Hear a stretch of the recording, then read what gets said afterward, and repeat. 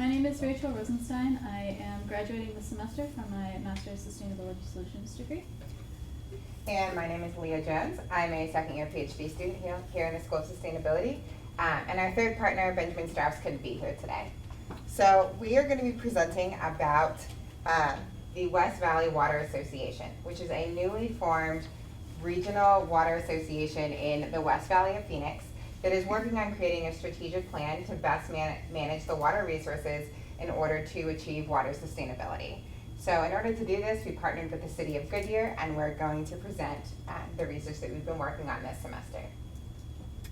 So a brief outline of our presentation. We'll start off with the background and problem statement about the Phoenix Valley and also the problems that are specifically affecting the West Valley. We'll talk about current challenges in the West Valley by focusing on 3 specific cities. We'll then discuss a comparison of 2 regional plans that we discussed. We'll provide recommendations and then conclude with a brief conclusion. So to start off, the background and problem statement. So Phoenix, as many of you know, I think all of you know, is in a semi-arid climate with a population of about 4.5 million people. And this is divided into 2 main regions, the East Valley and the West Valley. So within the entire Phoenix area, there are 4 main water supplies. There's surface water, which comes from the Salt and Verde rivers, and most of that water is managed through surface water rights, where it's first in time, first in use, which means the people who have been here longer have older senior water rights, and those who are here later have junior rights. So SRP, Salt River Project, which is the main water utility in much of the Phoenix Valley, has a lot of these senior rights, which we'll talk more about why that's important later. The Central Arizona Project, which delivers water from the Colorado River at the border of Arizona through Central Phoenix and then down to Tucson, is the second main water source in the Phoenix Valley. Groundwater is another very important water resource, which is managed through the Groundwater Management Act of 1980. And this act includes many different provisions, but 2 that are most important to what we're talking about today is that there must be a 100-year assured supply for new development to take place. So any build out that happens must have water to accommodate those people. And additionally, there must be safe yield of groundwater extraction. So if you can't pump the water out at the rate of safe yield, you can't pump that water. And the 4th is effluent, which is basically reused wastewater. So as you can see, despite those 4 main supplies, water is a challenge. There's few, if any, opportunities for new water within the Phoenix Valley. Additionally, population is increasing very quickly, putting further stress on the existing water sources. And with drought and expected climate change, as the group before us just discussed, the surface water allocation is getting more and more stressed, making it harder to meet the existing water demand. So a little bit more about the specific sustainability problem in the West Valley.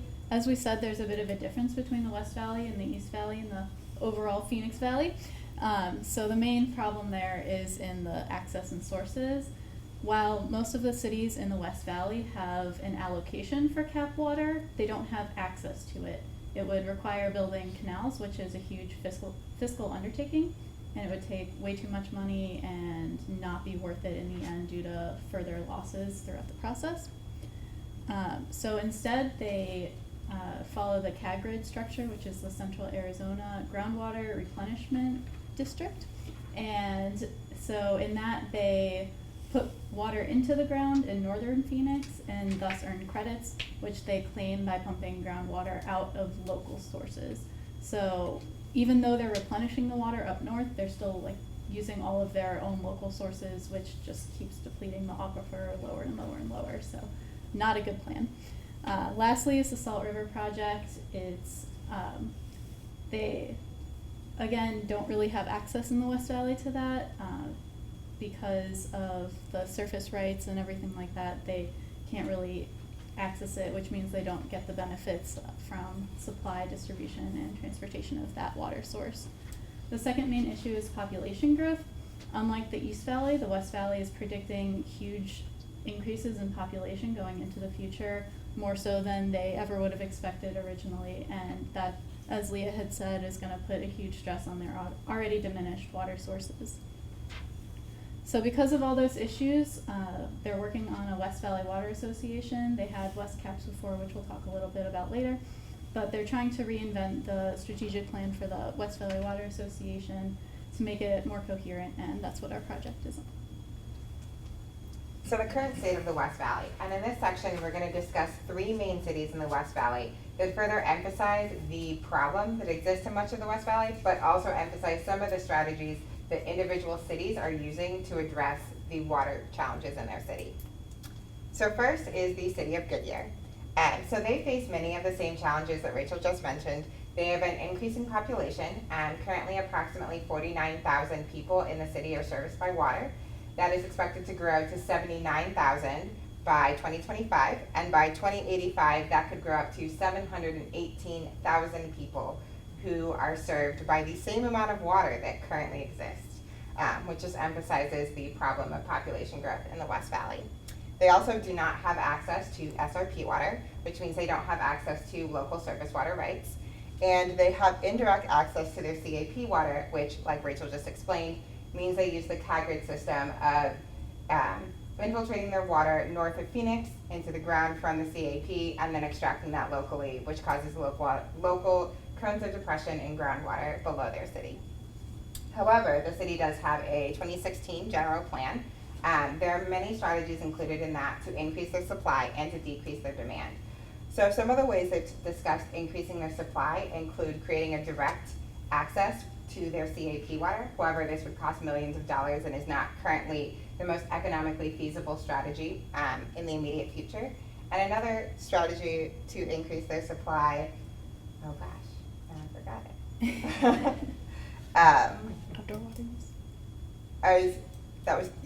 So there's more. I just don't remember the one I was supposed to say. So they are also working on decreasing their demand, which would involve decreasing their outdoor water use, which, as the previous group just talked about, would allow for a lot more opportunities to use that water for other uses.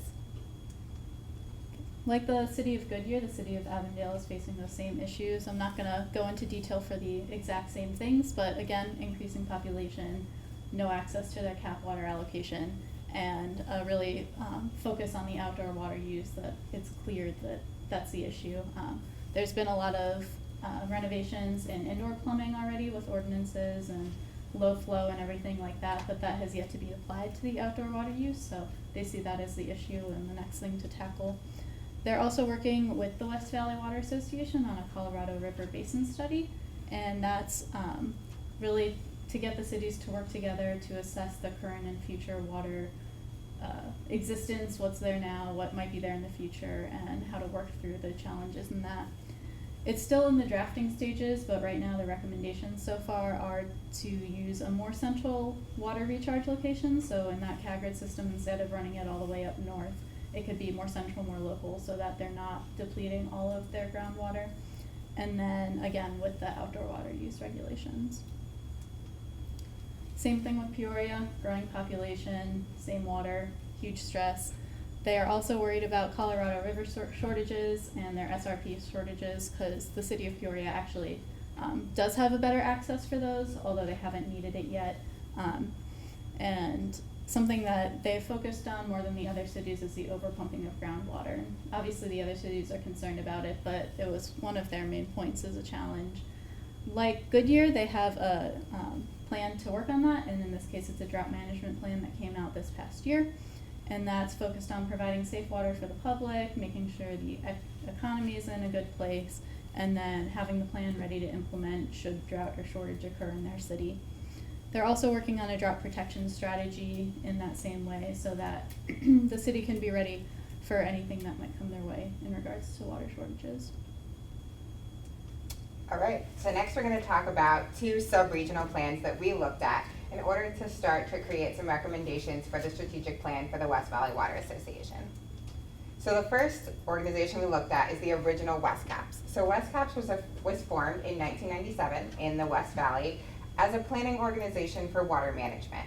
It has now been revamped into the West Valley Water Association, but we wanted to take a look into what it was originally to understand what some of the strengths and weaknesses of the previous plan was. So the main plan, the strategic plan, focused on marketing, branding, and communications, advocacy and lobbying, and policy and planning. And we felt that this had a lot of strength in indirectly influencing decision-making within the West Valley. However, they didn't have a formal role, and they also didn't have any power to perform projects or research, but were more of a planning-based organization. So we felt that they were good at addressing the planning side, but that action was also needed within the new West Valley Water Association. We also looked at the East Valley Water Forum, which is located in the East Valley of the Phoenix area. The East Valley Water Forum was formed in 2001, and it addresses the main challenges of water management within the East Valley. So these challenges consist of depleted groundwater resources and water stress caused by drought, which are also problems in the West Valley. But unlike the West Valley, the East Valley doesn't have a high projected population growth in comparison to the West Valley. It has access to SRP water, and it has direct access to their CAP allocation. So they don't have quite as strong of a water stress as the West Valley is currently having and expected to have in the future. However, we felt that this was still a good comparison because in many other ways, they still deal with a lot of the same challenges as the West Valley. So some of the strengths of this organization is that it's a multi-city organization that includes multiple types of members. So besides just the cities, it includes CAP, SRP, the Native American tribes that are involved, as well as other relevant stakeholders. So you're getting a variety of perspectives and you're able to better manage the water for all the people who live within that given area. Likewise, the East Valley Water Association Water Forum makes scientific reports and policy recommendations. So within this, they're actually performing research and performing projects, but also translating that into policy so that when policymakers get that report, they can jump straight to those recommendations and look at it and know what they would need to do to make all of that data, all of that hard science into a reality for better water security. However, one of the weaknesses of the East Valley Water Forum is that there's no formal evaluation of the effectiveness of these reports. They've created them, they've published them, to the best of our knowledge, we can't find any sort of evaluation of how effective they were at actually making a change in the East Valley. Thus, our recommendations for the strategic plan for the West Valley Water Association. So our first recommendation is creating policy recommendations with the goal of influencing regional policy towards greater water security in the West Valley. So studies and research and projects that will be conducted by the West Valley Water Association should include clear policy recommendations that turn this research into legislative change. In addition, policy recommendations should include specific options for cities of how they can achieve the recommended goals. For example, if there's a recommendation that says decrease outdoor water use, providing options such as partnering with HOAs or providing credits for going to the car wash can be helpful in allowing cities to kind of pick and choose how they want to meet the goals that are asked of them so that you don't have to have a cookie cutter plan for every city because every city, even within the West Valley, is a little bit different. Our second recommendation follows the weaknesses of the East Valley Water Forum. As you can see, going after the setup for what policy recommendations could be, there should be an evaluation of these recommendations. So once the West Valley Water Association has proposed these ideas to the city, there would then be a mechanism to follow through the entirety of that policy recommendation to see whether it fails, whether it's successful, what the weaknesses of that individual policy were, how it can be stronger. And so those checkpoints throughout all the stages would make sure that the strongest policy recommendations would go through and also provide feedback so recommendations of the future could be more thorough and more akin to what the council would be looking for. So overall that, and then again to track the success or failure in the end, if said policy actually does go through and is passed, then how successful was it? Did it dud? What happened with it overall? Lastly, is our outdoor water use recommendation. If it wasn't clear already, outdoor water use is a big problem in the West Valley. So all the cities have that as a problem. All of the cities want to address that in their solutions. So one option is to work with the local and state governments, with plumbing companies and the manufacturers of products to make outdoor water plumbing ordinances and policies just like they did with indoor water plumbing. So the low flow, everything standardized that maybe the only products you can buy are the low flow and the more sustainable and water saving products, so that outdoor water use becomes, like the reduction of water becomes just a day-to-day thing. It's not something anyone has to think about to make happen, it just is the norm.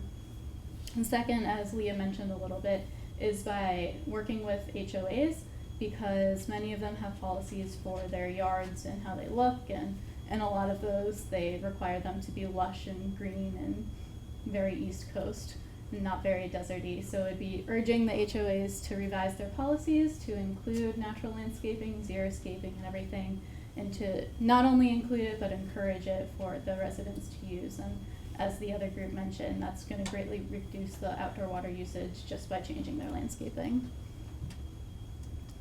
So in conclusion, obviously the problem is water use in the West Valley because of the increasing population and the lack of finding more water sources and everything like that.